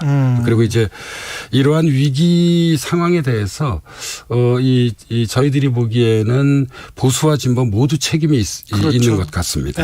그래서 뭐 당장 이 금융위기 이후에 이제 우리는 두 정부가 있었잖아요. 박근혜 정부와 문재인 정부인데 이 두 정부 모두 이 책임에서 벗어나기 어렵지 않냐는 것이 저희들 판단입니다. 그렇군요. 아까 안토니오 그람시 말씀하시면서 과거의 것은 죽어가는데 그게 이제 우리나라의 민주주의로 보면 과거의 것이라는 게 87 체제를 말씀하시는 겁니까? 그러면? 그렇죠. 그러니까 이제 저는 이렇게 생각하고 있습니다. 왜냐하면 지금 민주화 시대가 열린 지 35년이 됐잖아요. 그래서 민주화 과정에서 이룰 만한 것들은 다 이뤘다고 생각합니다. 대표적인 것이 절차적 민주주의죠. 수평적 정권 교체를 이뤘고요. 또 미국과 달리 우리는 빨리 승복도 하잖아요. 그래서 그러니까 절차적 차원에서 민주주의는 뿌리를 확고하게 내렸습니다. 그러나 다른 한편 국민적 합의 도출이라고 하는 민주주의의 어떤 실질적 목표에는 여전히 크게 미흡한 거라고 생각하고 있습니다. 그렇죠. 그래서 이제 뭐 이런 측면에서 이제 위기라는 그런 개념을 거의 쓴 셈입니다. 그렇죠. 이게 그러니까 뭐 한국 민주주의 위기다라고 해서 현재 뭐 윤석열 정부를 타깃으로 삼은 그런 책은 전혀 아니에요. 보니까. 그러니까 이 마지막 이제 원고를 이제 제가 사실 지난해 9월부터 12월까지 사약 카페를 쉬었잖아요. 그때 가서 이제 그 신규 교수와 함께 저희 책의 에필로그 결론을 썼는데요. 이 결론에서 이제 이 당시까지 진행된 어떤 그런 대선 과정을 좀 지켜보면서 그 한국 민주주의의 어떤 그런 현재와 미래를 좀 평가하고 전망하려고 했습니다. 그리고 이제 그 이후에 이번에 이제 세미나를 통해서 저희들이 이제 발표한 어떤 그런 윤석열 정부에 대한 그런 기본적인 생각은 세 가지입니다. 하나는 뭐냐면 검찰공화국이 될 가능성이 엿보인다는 점이고요. 검찰공화국이 될 가능성. 두 번째로는 한미동맹을 우선시하는 것은 뭐 이건 저와 이제 신규 교수가 좀 생각이 좀 다른 부분인데 신 교수는 이제 이 바람직하다고 보고 있습니다. 그러나 이제 저희 두 사람이 공이 같이 생각하고 있는 것은 중국을 너무 자극하지 말아야 한다는 점이고 우리의 국익을 위해서입니다. 그리고 이제 세 번째로는 반페미니즘적 성향과 이미지를 벗어나야 한다는 것입니다. 반페미니즘적 성향이나 이미지를 벗어나야 된다. 왜냐하면 이제 이 어떤 글로벌한 어떤 기준에선 사실 크게 어긋나는 것이죠. 물론 저희들이 이제 함께 인터뷰를 하기도 했고, 그다음에 이제 신기욱 교수가 단독으로 인터뷰한 어떤 그런 기사들도 많은데요. 뭐 저희들의 기본적 생각은 그러니까 새로운 정부인 만큼, 새 정부인 만큼 윤석열 정부에 대해서 최소한 1년 내지 2년 정도 그 국정 운영과 성과를 기다려 봐줘야 한다. 라는 의견은 계속 표명을 했습니다. 다만 이제 저희들의 직업이 공부하는 지식인이다 보니까 아까 말씀드렸던 세 가지 우려를 표명한 셈입니다. 미국보다는 그러니까 부정선거 이런 이야기가 완전히 극소수의 이야기여서 거기는 대통령까지 그런 이야기를 했기 때문에 그럼에도 불구하고 좀 비슷한 점이 바이든 대통령도 반 트럼프 이상을 보여주지 못하고 있다라고 미국 언론에서 비판을 받고 있고. 그거는 이제 이번에 이제 신기욱 교수가 들어와서 인터뷰한 어떤 그런 내용들에서 특히 강조되었던 부분인데요. 윤석열 정부도 사실은 반 문재인 정부에만 너무 집착하고 있지 않느냐 이런 지금 비판이거든요. 그게 이제 과제입니다. 그러니까 바이든 정부는 정권 교체를 했지만 미국민에게 새로운 비전을 제시하지 못하고 있습니다. 그러니까 11월 중간 선거가 있잖아요. 이제 선거에서 사실 민주당이 질 가능성이 높다는 그런 이제 조사 결과들이 나오고 있죠. 그러면 진짜 레임덕입니다. 근데 이제 우리 경우도 2년 후에는 총선이 있잖아요. 그러니까 사실상 중간 선거라고 볼 수 있죠. 그래서 윤석열 정부의 경우 정권 교체는 했지만 그러면 그 다음에 뭘 할 거냐. 그런 어떤 이 비전을 제시하지 못한다면 최근 사실 여론조사 결과도 이렇게 썩 좋은 편은 아니잖아요. 그렇죠. 국정 지지에 대한. 그래서 위험해질 거라고 이제 신 교수는 이제 계속 경고를 현재 하고 있습니다. 그러니까 어떤 뭐 기득권 또는 정권이 잘못을 했어요. 거기에 관해서 반대만 해가지고는 민주주의가 발전할 수 없다. 그러니까 정치와 민주주의의 뭐 가장 중요한 특징 중에 하나는 반대 이상의 것입니다. 뭔가가 생산물이 나와야 된다. 그렇죠. 예, 솔루션도 나와야 되고. 결과로서 해결책도. 자신의 존재를 증명해야 한다고 저희들은 생각하고 있습니다. 그런 측면에서의 내각제 개헌을 주장을 하신 겁니다. 그거를 이제 한 언론에서 저희 두 사람이 얘기를 했는데요. 예. 두 가지만 말씀드리자면 하나는 사실은 답답해서 주장했습니다. 답답해서. 왜냐하면 결과물이 안 나오니까. 직선 대통령제는 1987년 6월 민주화의 어떤 상징적 성취입니다. 예. 우리 국민들은 대통령을 직접 뽑기를 원하고 있습니다. 뭐 저희들이 이를 모르진 않습니다. 그러나 제왕적 대통령제가 계속해서 현재 문제를 드러내고 있습니다. 국회의원들이 수상을 선출하는 내각제를 적지 않은 우리 국민들이 받아들이지 않는다는 걸 저희들이 모르지는 않습니다. 대통령에 대한 불신 못지않게 국회의원들에 대한 불신이 높죠. 이게 그렇죠. 하나고요. 또 다른 하나는 말씀드리보자면 선진국 가운데 다수는 내각제를 채택하고 있습니다. 내각제의 두 장점이 있습니다. 하나는 합의 정치가 가능하다는 것이고 다른 하나는 국민들의 불신임을 받으면 총선을 곧바로 다시 실시할 수 있다는 점입니다. 그래서 그러니까 미국을 제외하고는 다 내각제를 채택하고 있잖아요. 프랑스는 뭐 이원집정제라고 하는 좀 독특한 제도 있지만요. 예. 그래서 왜 이들 국가들이 내각제를 채택해 하고 있는지를 이제는 우리나라도 숙고해 봐야 한다고 생각합니다. 그러니까 정치의 안정성이 중요하기 때문에 대통령제를 채택해야 한다는 주장이 과거에 있었는데 오히려 최근에는 정치가 국가 발전의 발목을 잡는 상황 아닌가요? 우리나라의 경우는. 그렇죠. 예, 그래서 저는 좀 정치적 상상력이라는 측면에서 내각제로 어떤 그런 개헌을 해보는 것도 뭐 지금은 당장 하자는 것이 아니라 한번 생각해 볼 만하지 않는가. 라는 어떤 그런 문제 제기를 한 것입니다. 왜냐하면 마음이나 문화만 바뀐다고 해서 이 어떤 그런 사회가 뭐 근본적으로 변화하지 않습니다. 사실 그렇죠. 이 마음과 문화 못지않게 중요한 것은 제도입니다. 그 제도적 설계를 때로는 바꿔야만 되는 것이죠. 그래서 그 시점에 도달한 것은 아니지 않는가라는 어떤 그런 문제 제기를 이번에 한번 해봤습니다. 근데 좀 안타까운 게 이게 수십 년 동안 현대적인 정당주의, 정당 체제 이 논의가 한국 정치학계에서도 많이 됐었던 것 같고 최장식 교수도 이런 이야기 많이 했었던 것 같은데 그런데도 불구하고 지금 방금 전에 최재형 위원장도 이 정당 혁신에 관해서 이야기를 하잖아요. 그러니까 듣다 보면 미국이나 유럽에 비해서 정당 정치 자체나 정당의 기본적인 모습도 지금 안 갖춰져 있는데 내각제가 한국이 될까? 뭐 무엇보다도 아마 우리 국민들이 대통령을 직접 뽑기를 원하지 그렇죠. 수상을 국회의원들에게 뽑게 놓아두지는 않을 것 같습니다. 이제 다만 이 권력 구조의 문제가 제도 설계에서는 가장 중요한 문제이기 때문에 이에 대해서 한번 진지하게 검토하고 좀 성찰해 볼 시점에 도달했다는 문제 제기를 뭐 저희들은 좀 하고 싶었습니다. 왜냐하면 이렇게 지난 민주화 과정 35년을 돌이켜보면 뭐 절차적으로 나름대로 잘 정착은 됐습니다만 그렇죠. 또 다른 한편에서는 열광과 환멸의 사이클이 있잖아요. 그렇죠. 그렇죠. 이게는 뭐 열광했다가 후반기에는 환멸로 가는데 사실 이번 윤석열 정부는 사실 이런 이제 열광과 환멸의 사이클조차 없는 상태이죠.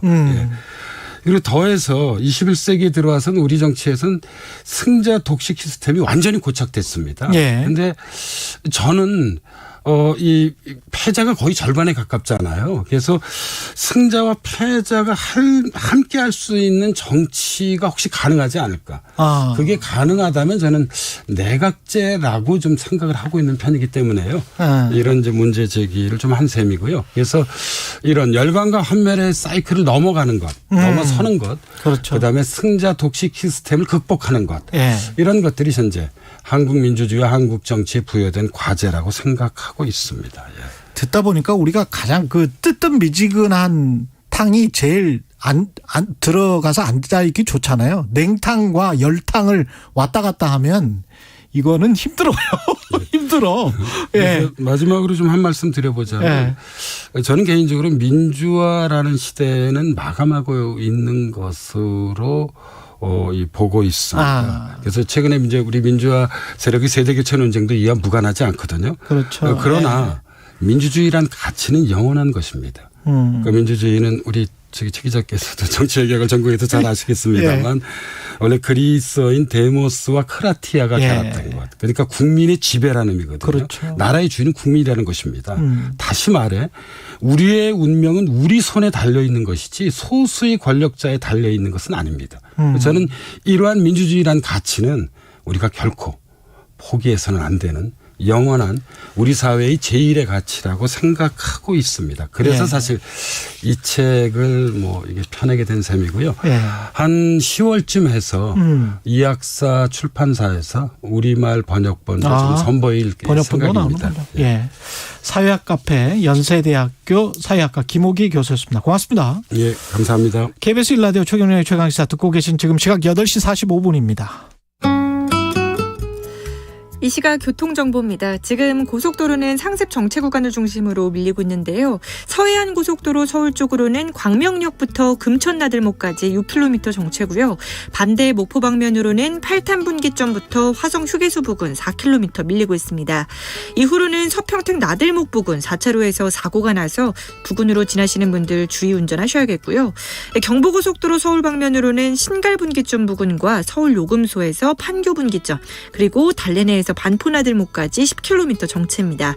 반대 부산 쪽으로는 한남에서 서초, 또 신갈분기점에서 수원 나들목까지 3km 어렵고요.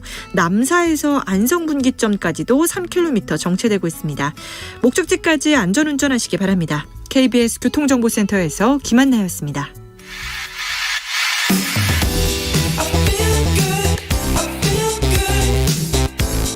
세상에 이익이 되는 방송 최경영의 최강시사. 네, 미국 연방대법원이 지난 25일 여성의 낙태권을 보장한 이른바 로 대 웨이드 판결을 공식 폐기해버렸습니다. 미국 전역에서 찬반 시위가 아주 뜨겁습니다. 워싱턴 김양순 특파원 연결돼 있습니다. 안녕하세요. 네, 안녕하세요. 예, 로 대 웨이드 판결, 이게 어떤 판결이었는지, 그리고 연방법원은 어떤 결정을 한 건지 간단하게 설명을 좀 해 주십시오. 네, 아마 주말 사이에 뉴스 많이 보셨을 텐데요. 이게 로 대 웨이드가 되게 오래된 판결입니다. 판결이 내려진 게 1973년이니까 정확하게 49년 전 판결이고요. 텍사스에 살던 어떤 여성이 원치 않는 아이를 임신을 했는데 당시 텍사스에는 임신 중절이 불법이었습니다. 그래서 여기에 대해서 나의 몸에 대한 선택권을 보장해달라라고 이제 소송을 냈는데 가명으로 제인 로라는 가명을 사용하게 된 거죠. 그리고 맞은편에 이제 검사가 웨이드였어요. 그래서 로 대 웨이드다라는 사건 제목이 붙었고요. 여기에 대해서 이제 연방 대법원이 내렸던 판결은 굉장히 오랫동안 심의를 했습니다. 근데 여성의 태아를 임신했을 때 크게 주기를 3개로 봤어요. 3단계로 봤을 때 임신 1주기, 2주기, 3주기. 즉 태아가 자궁 밖으로 나왔을 때 혼자 생존할 수 있을 때를 이제 그때를 임신 중절 가능하지 않은 시기로 본 겁니다. 그래서 그 시기가 임신하고 24주였어요. 그래서 24주 이전에는 지금은 물론 이제 의학이 더 발달해서 그 이전에 20주쯤에 태아가 이제 자궁 밖으로 나와도 생존이 가능합니다만 당시 의학 수준에서는 24주 이전에는 생존이 불가능한 상황이었기 때문에 이 이전에는 임신 중절 즉 낙태를 할 수 있는 권리가 있다라고 보장을 했던 판결이 이제 로 대 웨이드 판결입니다. 그런데 이 부분에 대해서 연방 대법원이 50년 만에 50년 동안 보장되었던 여성의 낙태권이 헌법에 미국 헌법에는 사실 이런 거 보장한 적이 없었어. 우리 수정 헌법에는 여성에게 낙태를 해도 된다라는 명시적인 조항이 없었어라고 하면서 이 판례 대법원이 내렸던 50년 전의 판례를 스스로 뒤집어 버린 거죠. 그래서 아주 절망하고 울고 그런 여성들도 있고 환호하고 뭐 아주 좋아하는 그런 사람들도 있고 그래서 찬반 시위가 아주 팽팽하게 벌어지고 있습니다. 미국 전역에서. 네, 저희 이제 워싱턴 KBS 사무실이 대법원 아주 근처에 있어서 바로 보이는데요. 보면은 당일날 찬성을 하는 그 환호하는 시위는 사실 크지 않았습니다. 별로 없었군요. 소규모였고요. 정말 반대하는 여성들, 남성들, 그리고 노인들 할 것 없이 연방대법원 앞으로 다들 피켓을 들고 모여서 대표적인 구호가 마이 바디, 마이 초이스, 즉 내 몸은 내가 선택할 수 있어야 한다라는 구호를 내걸면서 이제 시위를 했고요. 이 집회와 시위가 지난 주말 사이에 워싱턴 DC를 중심으로 해서 뉴욕, 로스앤젤레스 그리고 미국 전역에서 굉장히 뜨겁게 진행이 됐습니다. 그리고 오늘이 이제 미국 시간으로는 월요일인데요. 월요일인 오늘도 좀 연방대법원 앞에서는 큰 규모는 아니지만 사람들이 계속해서 이제 항의를 하는 시위와 집회를 이어가고 있습니다. 그러면 미국은 이 법원 판결 이후에 대법원 판결 이후에 역풍이 불고 있다 이렇게 해석해도 되겠습니까?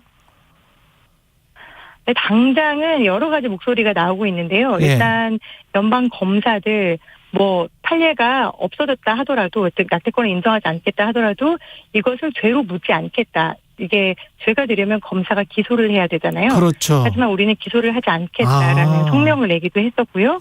그다음에 이제 많은 기업들 우리가 알고 있는 JP 모간이라든지 페이스북이라든지 파타고니아라든지 이런 기업들은 이제 주별로 다 지금 법제화가 다르게 될 거기 때문에 그렇죠. 이제 텍사스라든지 아니면은 아리조나라든지 아이오와라든지 이렇게 공화당이 집권하고 있는 보수의 주 그래서 대법원의 판례와 동시에 낙태를 금지하게 되는 주에 거주하고 있는 우리 직원에 대해서는 다른 주에 가서 예컨대 뉴욕이라든지 워싱턴 DC라든지 이렇게 다른 진보의 주에 가서 낙태를 하는 것에 대해서 우리가 의료 비용을 모두 대겠다라는 성명을 내고 있습니다.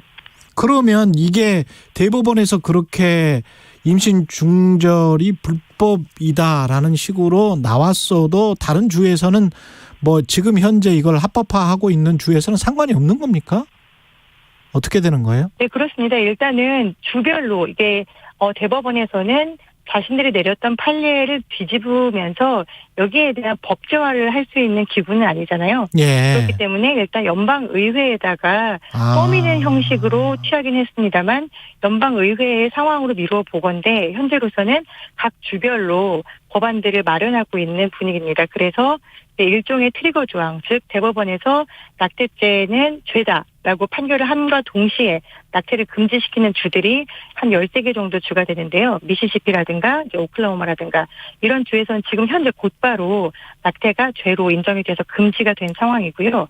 그 밖에 다른 주에서는 어떤 식으로 법제화를 할지 고민을 하고 있는 주도 있고 그다음에 이제 캘리포니아나 뉴욕 같은 주는 우리는 합법적으로 임신 24주까지는 허용을 하겠다라는 기존의 법제화를 지금 보수하고 있는 그런 보수하고 상황입니다. 있고 시장에서는 어때요? 가령 임신 중절약 판매 금지 이런 것들도 예상됩니까? 아니면 어떻게 되나요? 지금 일단 다 아시다시피 이 판결이 나온 배경이 미국 연방대법원이 굉장히 보수화됐기 때문이거든요. 미국 연방대법원의 구성이 9명인데 이게 종신직으로 자기가 죽을 때까지 혹은 죽기 직전에 그만두기까지 계속 연방대법관으로서 근무를 하게 되죠. 9명 중에 6명이 보수 성향의 인사입니다. 이 6명이 이번에 이 로데 웨이드에 대해서 6명 중에 5명이 이 판결 폐기해야 된다고 찬성을 했던 거고요. 그러면서 이 보수 대법관 중에 한 명이 노트에다가 각주에다가 이렇게 썼어요. 로데 웨이드 판결, 즉 낙태죄에 대해서 우리가 낙태죄는 죄다라고 인정을 하면서 다음으로 봐야 할 것이 피임에 대한 것, 그다음에 먹는 낙태약에 대한 것, 그다음이 동성들 간의 어떤 성행위를 하는 것, 그다음에 동성들 간의 결혼이 가능하다고 판시한 것, 이렇게 4가지를 일일이 거명을 하면서 이 판결들은 우리가 다시 되돌려야 할 것들이다라고 조목조목 거론을 했습니다. 그렇기 때문에 이 로데 웨이드 판결 이후는 먹는 낙태약이 될 것이다라고 보고 있는 거죠. 정치적으로 큰 싸움이 되겠는데요. 이렇게 되면 바이든 대통령도 대법원 판결을 규탄했거든요. 굉장히 슬프고 비극적인 일이다라고 비판을 했고 그러면서 이제 유권자들에게 11월에 있을 중간 선거에 너의 투표 용지에다가 여기에 대한 재판을 해달라, 여기에 대한 선택을 보여달라라고 이야기를 했습니다. 미국에서 진보와 보수를 가장 나누는 큰 게 낙태와 총기와 그다음에 동성 그리고 이민이거든요. 근데 이런 부분에 대해서 하나 낙태죄를 죄로 인정을 해버렸으니까 여기에 대한 분노를 표현해달라. 그래서 우리가 의회에서 제대로 된 법을 만들 수 있게 해달라 이렇게 좀 쟁점화를 하면서 유권자들을 독려하고 있습니다. 물가 상승을 잡지는 못하고 이게 어떻게 보면 바이든 대통령으로서는 정치적인 호기일 수도 있겠습니다. 위기가 기회가 될 수도 있겠네요. 그런데 이게 일단 대법원의 판결문이 유출됐던 게 벌써 2달 전 일이고 네. 그 당시의 분노가 지금 현재는 상당히 어느 정도 이거는 있을 수 있는 일이다라고 알려져 있는 상황입니다. 그리고 여론조사를 보면은 미국 여성들의 70% 정도는 이 판결에 반대를 하고 있지만 남성들은 또 50%만 조금 넘게 반대를 하거든요. 즉 그렇게 돼 있군요. 거의 남성들의 네. 반반이라고 봐야 합니다. 그러다 보니까 정치적으로 얼마나 결집도를 가져올 수 있을지 반면에 물가 상승은 너무나 지금 그렇죠. 심각한 상황이다 보니까 예. 약간 어려운 싸움이 되지 않을까 싶습니다. 우리한테도 영향을 미칠까요? 우리가 2019년에 낙태죄 헌법 불합치 판결이 나왔었잖아요. 예, 우리가 지금 헌법 불합치가 나온 다음에 공백 상태가 한 3년 정도 되고 있는데 예. 헌재에서 불합치 결정을 내리면서 인용을 했던 게 미국의 로데 웨이드 판결이었어요. 그랬잖아요. 그렇기 때문에 우리에게 관련이 전혀 없다, 영향이 없다라고는 볼 수 없지만 지금 미국 사회가 후퇴하고 있는 반면에 우리 사회는 그래도 어느 정도 미국보다 트럼프 당시보다는 진해 보였다라고 보는 시각이 많습니다. 어떻게 될지는 모르겠지만 그래도 후퇴하지 않기를 바라봅니다. 50년 전으로 미국 사회가 돌아가 버렸다 이렇게 그 말하는 지식인들도 많고 그렇던데 해외 언론들은 어떻게 보고 있고 미국 현지 언론 반응도 궁금합니다. 마지막으로. 일단 미국 현지 언론들은 굉장히 격앙되고 부끄럽고 이런 반응들이고요. 국무부에서도 블링컨 장관이 바로 국무부 직원들은 어느 주에 살든지 간에 의료적인 혜택을 받을 권리가 있다라고 얘기를 했을 정도로 예. 미국 내에서 민주당 인사들의 반발은 심합니다. 그리고 해외에서는 일단 보수당 있잖아요. 보수당의 당수인 보리스 존슨 총리가 이거는 있을 수 없는 판례다라고 얘기를 했고 예. 프랑스에서도 마찬가지고요. 그 보수당의 총리마저도 미국이 후퇴하고 있다, 역행하고 있다라고 얘기를 할 정도면은 예. 이제 해외 언론, 미국 언론의 반응은 뭐 볼 것도 없이 예. 상당히 미국 사람들도 많이 부끄러워하고 있는 상황이라고 볼 수 있습니다. 미국 워싱턴 김양순 특파원이었습니다. 고맙습니다. 네, 고맙습니다. 6월 28일 화요일 KBS 1라디오 최경영의 최강시사였습니다. 내일 아침에 다시 돌아오겠습니다. 고맙습니다.